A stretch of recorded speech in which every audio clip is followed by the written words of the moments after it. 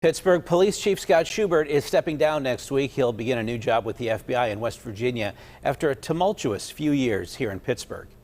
Today, Scott Schubert sat down with KDKA investigator Andy Sheehan to reflect on his time as chief, including the calls for police reform and the recent spike in youth gun violence. Andy joins us live now with what he had to say. Andy.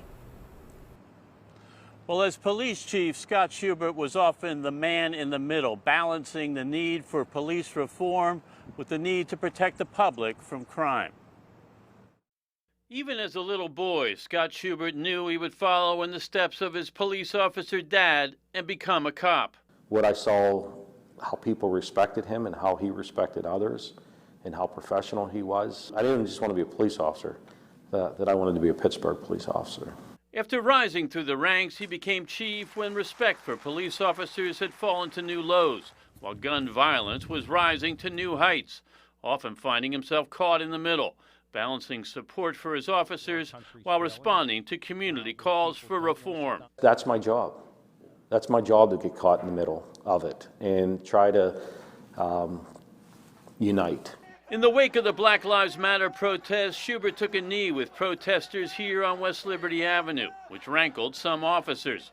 But Schubert said the protest wasn't against Pittsburgh police, but specifically about the actions of the Minneapolis police and the death of George Floyd. Taking the knee for that, I don't regret it.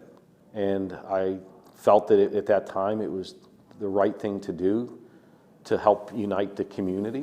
But although he initiated many police reforms, including community policing, implicit bias, and de-escalation training, his tenure had a major setback in police-community relations with the death of Jim Rogers in police custody. You know, we have a duty to care for people in our custody, and that didn't happen.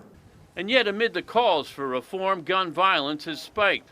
While homicides have increased, the clearance or solution rate has fallen over the past few years, and this year there have been no arrests in the fatal shooting outside Oliver's Citywide Academy and the Easter melee at this Airbnb. These are active investigations. I think you'll learn more about it in the future, and I think people will be held accountable.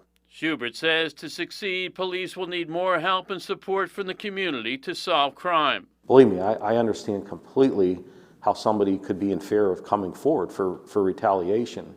But when you got violent people on the streets, we got to do everything we can, working together to get them off. And Chief Schubert is very clear. Police cannot do this alone. They need the help and the support of the entire community to rein in this gun violence. Reporting live at police headquarters, Andy Sheehan, KDKA News.